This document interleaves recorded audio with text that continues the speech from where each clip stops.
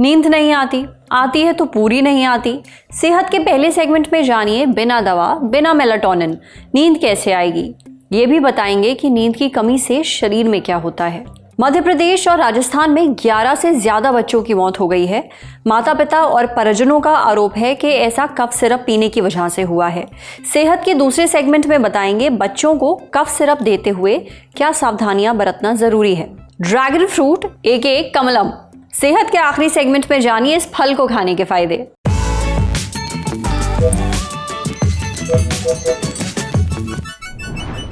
हमें भी नींद आ जाएगी, हम भी सो ही जाएंगे। अभी कुछ बेकरारी है, सितारों तुम तो सो जाओ। कतील शिफाई का ये शेर नाइट आउल्स पर एकदम फिट बैठता है। नाइट आउल्स वो लोग हैं जो रात में देर तक जागते रहते हैं।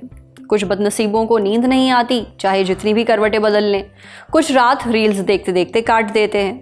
कुछ फिल्में और सीरीज बिंज वॉच करते हैं। वजह जो भी हो, ऐसे लोगों के लिए दिन काटना बहुत मुश्किल हो जाता है। अगले दिन थकान रहती है, काम करने का मन नहीं करता, दिन भर नींद आती है पर सो नहीं पाते।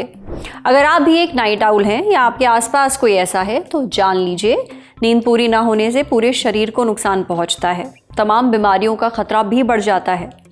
कई लोगों को तो रात में अपने आप नींद आना ही बंद हो चुकी है। ऐसे लोग सोने से पहले सहारा लेते हैं मेलाटोनिन सप्लीमेंट्स का। आज सेहत के इस एपिसोड में बात होगी नींद और उसकी कमी पर। डॉक्टर से जानेंगे अगर नींद पूरी ना हो तो इससे शरीर को क्या नुकसान पहुंचता है, रात में कितने घंटे की नींद जरूरी है। जानेंगे क्या मेलाटोनिन के भरोसे रोज सोना सेहत के लिए ठीक है, और रात में ठीक से नींद आ जाए इसके लिए क्या करना चाहिए, सुनिए। खराब स्लीप है तो उसके अंदर जो है बहुत सारे इश्यूज हैं जो क्रिएट होते हैं, जिसके अंदर जो है ब्लड प्रेशर का प्रॉब्लम है, हार्ट का जो है रिदम प्रॉब्लम है, उसके अलावा कार्डियक फेलियर का प्रॉब्लम है, उसके अलावा जो है हमारी जो है नींद छटपटाई टूटी हुई होती है, हम फ्रेशनेस फील नहीं करते, अगले दिन में बैठे बैठे नींद के झटके आते हैं। ये 1/3 कारण है स्लीप डेप्रिवेशन जो रोड साइड और इंडस्ट्रियल एक्सीडेंट्स के लिए इम्पॉर्टेंट है। क्योंकि बॉडी, अगर आपको ये जान के हैरत होगी कि एक इंसान जो है बिल्कुल जागती अवस्था से डीप स्लीप में 10 सेकंड में पहुंच सकता है। तो वही टाइम होता है जब रोड के ऊपर एक्सीडेंट होते हैं, क्योंकि हल्की सी झपकी की ज़रूरत होती है और कुछ नहीं चाहिए। तो इसलिए जो स्लीप का रिफ्रेशिंग होना बहुत ज़रूरी है। और जिन लोगों को ज़्यादा नींद आती है ये अलग बीमारियां हैं, जिनको नहीं नींद आती ये अलग बीमारियां हैं। और तकरीबन 80 स्लीप डिसऑर्डर्स नोन है। इसलिए जो है ये जानना सबसे पहले ज़रूरी है कि पेशेंट को क्या दिक्कत आ रही है, और उसी के हिसाब से उनका स्लीप स्टडी करके हम तैयार करते हैं पूरा कि इनको जो है ये वाली प्रॉब्लम है, और उसी हिसाब से उसकी ट्रीटमेंट की जाती है। इसका नॉर्मल ड्यूरेशन जो है आप 6 से 8 मैक्सिमम 9 घंटे तक ले सकते हैं, डिपेंडिंग अपॉन हर आदमी की अलग रिक्वायरमेंट होती है। तो ये ज़रूरी नहीं कि 6 घंटे हो, 8 घंटे हो, 9 घंटे हो, लेकिन एक रेगुलर रिदम जो है वो बहुत ज़रूरी होता है। मेलाटोनिन एक नेचुरल हार्मोन है। वो हार्मोन जो है हमारी पीनियल ग्लैंड, दिमाग में ग्लैंड होती है, उससे रिलीज होता है, वो डार्कनेस में रिलीज होता है। डे लाइफ के अंदर या अदरवाइज इसका रोल सिर्फ जेट लैग के अंदर या शिफ्ट वर्कर्स में ज़्यादा है। आम आदमी के लिए इसकी ज़रूरत कम ही पड़ती है।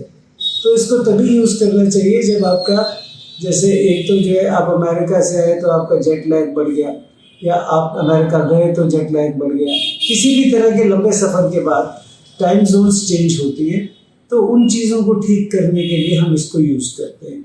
तो ये एक नेचुरल ऐसी दवाई नहीं है जो हर वक्त यूज़ की जा सके नींद की तकलीफ के लिए।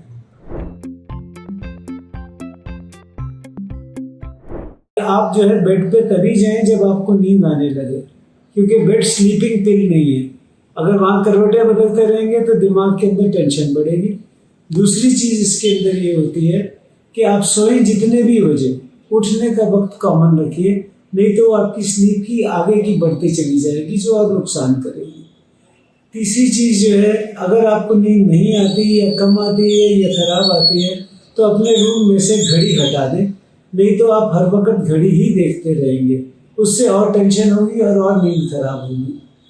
चौथी चीज़ है कि अपने मोबाइल फ़ोन को, अगर आप किसी इमरजेंसी बिजनेस में नहीं है जैसे डॉक्टरी या पुलिस, तो आप जो है मोबाइल फ़ोन बंद करके चार्ज करें, उसके मैसेजेस रात को ना देखें, क्योंकि छोटी सी टिंकल भी जो होती है वो नींद खोलती है और आदमी इमीडिएटली फ़ोन उठा के देखने लगता है। तो उस चक्कर में जो उसकी जो लाइट होती है वो एक तरह से आपकी रेटिना यानी पिछली झिल्ली आँख की और दिमाग को डे का आभास दिलाती है, तो उसके बाद फिर सेकंड स्लीप आना ज़्यादा मुश्किल हो जाता है। उसके अलावा शाम को 6 बजे के बाद चाय कॉफ़ी का सेवन ना करें, स्मोकिंग का सेवन ना करें, क्योंकि ये स्टिमुलेंट्स हैं और इससे जो है नींद खराब होती है। उसी तरह जो है हम जो है रात को, शाम के बाद जो है एक्सरसाइज भी ज़्यादा नहीं करनी चाहिए, क्योंकि थकी हुई बॉडी से नींद नहीं आती, नींद रिलैक्स बॉडी में आती है। और लास्ट जो है, सोने से पहले अगर आप गुनगुने गर्म पानी का शावर ले लें तो आपकी बॉडी रिलैक्स्ड होगी और नींद अच्छी आएगी। सिर्फ नींद आना काफ़ी नहीं है, नींद अच्छी आनी चाहिए, बार बार टूटनी नहीं चाहिए, गहरी नींद आनी चाहिए। नींद ऐसी हो कि सुबह उठकर आपको आलस नहीं, ताजगी महसूस हो। और अगर ऐसा नहीं हो रहा है तो आपको ध्यान देने की ज़रूरत है। अब बढ़ते हैं सेहत के अगले सेगमेंट की तरफ, तन की बात।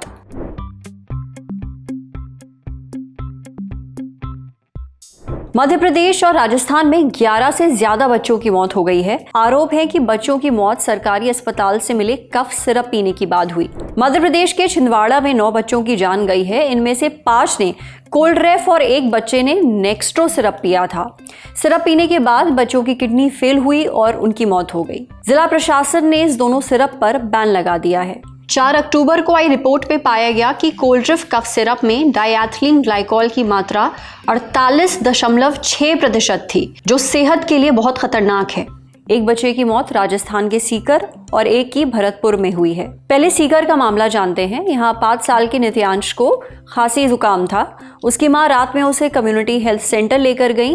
राज्य सरकार की फ्री मेडिसिन स्कीम के तहत उसे डेक्स्ट्रोमेथोर्फाइन हाइड्रोब्रोमाइड कफ सिरप दिया गया, लेकिन सिरप पीने के कुछ ही घंटों बाद उसे हिचकियां आने लगी।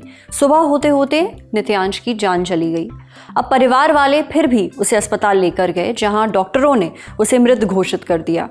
दूसरा मामला भरतपुर का है। यहाँ 2 साल के तीर्थराज की मौत हुई है। उसके पिता निहाल सिंह ने बताया कि उनके दोनों बच्चों को खांसी जुकाम था। वो दोनों को कम्युनिटी हेल्थ सेंटर लेकर गए।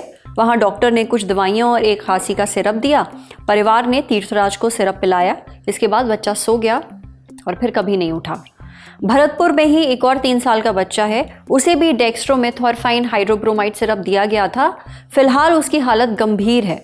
वो जयपुर के जेके लोन हॉस्पिटल में वेंटिलेटर पर है। जयपुर के सांगानेर में भी 2 साल की बच्ची की हालत बिगड़ने की खबर है। जब कफ सिरप से बच्चों की तबीयत बिगड़ने की शिकायतें बढ़ने लगी तो भरतपुर में बयाना कम्युनिटी हेल्थ सेंटर के इंचार्ज डॉक्टर ताराचंद योगी ने खुद ये कफ सिरप पीकर माँ बाप को दिखाया। जानते हैं क्या हुआ? वो भी बीमार पड़ गए। 8 घंटे बाद वो अपनी कार में बेहोश मिले। मामले की गंभीरता देख राजस्थान सरकार ने इस कफ सिरप के बैच पर रोक लगा दी है। सिरप की सप्लाई और डिस्ट्रीब्यूशन को भी रोक दिया गया है और 3 सदस्यों की कमेटी बनाकर जांच बिठा दी गई है। इसके साथ ही national centre for disease control यानी एनसीडीसी की टीम ने प्रभावित जगहों से पानी और दवा के सैंपल इकट्ठा किए हैं। Indian council of medical research यानी आईसीएमआर की टीम ने भी इन जगहों का सर्वे किया और टेस्टिंग के लिए सैंपल जुटाए। इन्हें पुणे के नेशनल इंस्टीट्यूट ऑफ वायरोलॉजी भेजा गया। 3 अक्टूबर को राजस्थान के हेल्थ डिपार्टमेंट ने यह साफ किया कि भरतपुर और सीकर में जो 2 बच्चों की मौत हुई है उसकी वजह डेक्स्ट्रोमेथोर्फाइन हाइड्रोब्रोमाइड कफ सिरप नहीं है। उनमें कोई भी मिलावट नहीं पाई गई है। ऐसा ही मिलता जुलता अपडेट मध्य प्रदेश से भी आया। बताया गया कि जांच एजेंसियों ने प्रभावित जगहों से कई सैंपल इकट्ठे किए थे। इसमें कफ सिरप से जुड़े सैंपल्स भी शामिल थे। सैंपल्स को टेस्ट किया गया। नतीजों में पाया गया कि किसी भी सैंपल में डायएथिलीन ग्लाइकॉल यानी कि डीईजी या फिर एथिलीन ग्लाइकॉल यानी ईजी नहीं मिला है। ये दोनों ही किडनी को गंभीर नुकसान पहुंचाने के लिए जाने जाते हैं। मध्य प्रदेश के फूड एंड ड्रग एडमिनिस्ट्रेशन ने भी 3 सैंपल टेस्ट किए थे। इन तीनों में ही डीईजी या फिर ईजी नहीं मिला। पुणे के नेशनल इंस्टीट्यूट ऑफ वायरोलॉजी ने खून और सीएसएफ सैंपल्स की जांच की थी।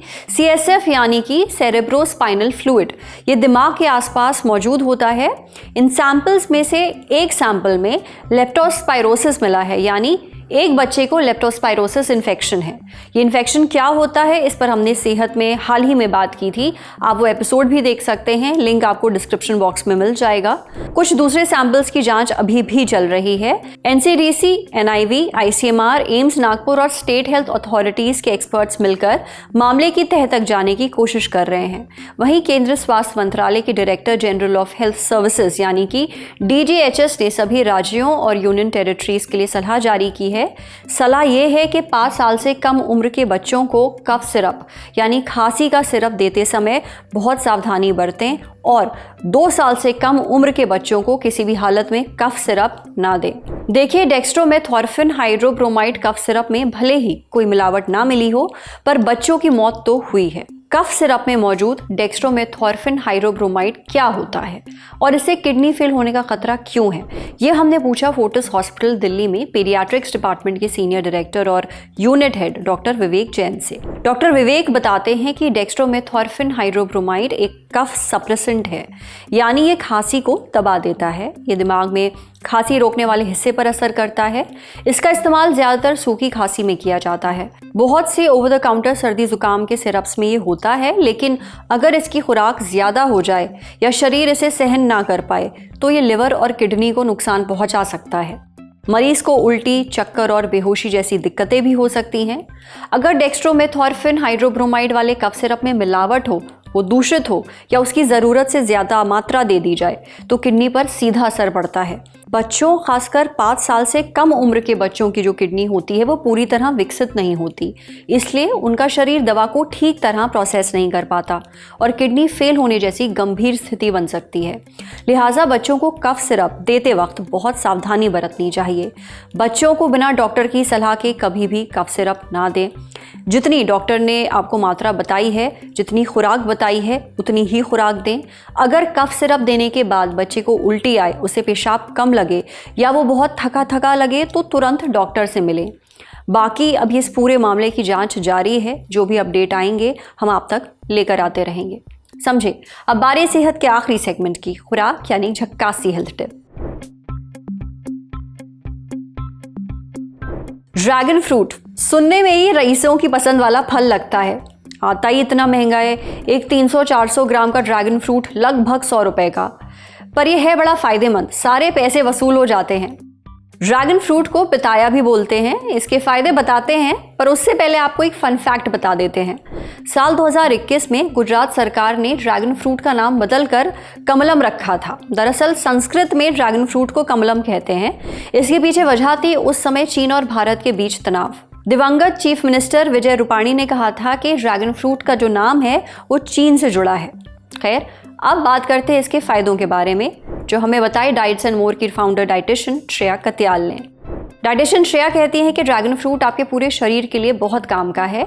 इसमें कई तरह के एंटीऑक्सीडेंट्स होते हैं, जैसे बीटालिन्स और फ्लेवोनॉइड्स। ये शरीर के सेल्स को नुकसान से बचाते हैं। सेल हमारे शरीर का बेसिक यूनिट है, यानी शरीर का हर हिस्सा सेल से बना है। जब सेल्स को नुकसान पहुंचता है तो बीमारियां शरीर को घेरने लगती हैं, लेकिन जब सेल्स मजबूत होते हैं तो बीमारियों का जो रिस्क है वो भी घटता है। ड्रैगन फ्रूट में विटामिन सी होता है। विटामिन सी को तो इम्यूनिटी बढ़ाने के लिए जाना ही जाता है। जब इम्यूनिटी मजबूत होती है तो शरीर बीमारियों और इन्फेक्शन से लड़ पाता है। बुरे बैक्टीरिया, वायरस हावी नहीं हो पाते। विटामिन सी स्किन के लिए भी बहुत अच्छा होता है। साथ ही आयरन के एब्जॉर्प्शन को भी बढ़ाता है, जिससे शरीर में खून की कमी नहीं होती। ड्रैगन फ्रूट खाने से शरीर को डाइटरी फाइबर मिलता है। इससे हाजमा दुरुस्त रहता है, कब्ज की शिकायत नहीं होती। डाइटरी फाइबर पेट में मौजूद गुड बैक्टीरिया को पोषण देता है। इससे आपका गट माइक्रोबायोम हेल्दी रहता है। अब ये गट माइक्रोबायोम क्या है? देखिए, गट यानी पेट और माइक्रोबायोम यानी वो छोटे छोटे जीव जो नंगी आंखों से दिखाई नहीं देते। इनमें गुड और बैड बैक्टीरिया दोनों शामिल हैं। जब हमारा गट माइक्रोबायोम हेल्दी होता है तो हाजमा बेहतर होता है, इम्यूनिटी मजबूत होती है, मूड अच्छा रहता है, स्ट्रेस कम होती है और तो और शरीर पोषक तत्व भी बेहतर सोख पाता है। ड्रैगन फ्रूट में मौजूद फाइबर से कोलेस्ट्रॉल लेवल घटाने में भी मदद मिलती है। असल में फाइबर शरीर में अब्जॉर्ब नहीं होता, बल्कि पेट, छोटी आंत और कोलन से होते हुए शरीर से बाहर निकल जाता है। और ये अकेला बाहर नहीं जाता, ये अपने साथ कोलेस्ट्रॉल को भी बांध कर ले जाता है। इससे शरीर में बैड कोलेस्ट्रॉल का लेवल कम होता है। नतीजा, दिल की बीमारियों का रिस्क घटता है। जिन्हें डायबिटीज़ है वो भी ड्रैगन फ्रूट खा सकते हैं। इसका ग्लाइसेमिक इंडेक्स 48 से 52 के बीच होता है, यानी लो होता है। ग्लाइसेमिक इंडेक्स से पता चलता है कि किसी चीज को खाने के बाद आपके खून में शुगर का लेवल कितनी तेजी से बढ़ेगा। ड्रैगन फ्रूट का ग्लाइसेमिक इंडेक्स लो है, यानी इसे खाने के बाद ब्लड शुगर लेवल तेजी से नहीं बढ़ता, जो शुगर के मरीजों के लिए सेफ है और अच्छा है। ड्रैगन फ्रूट में फैट और कैलोरीज भी कम होती हैं, तो जो लोग अपना वजन घटाना चाहते हैं वो इसे खा सकते हैं।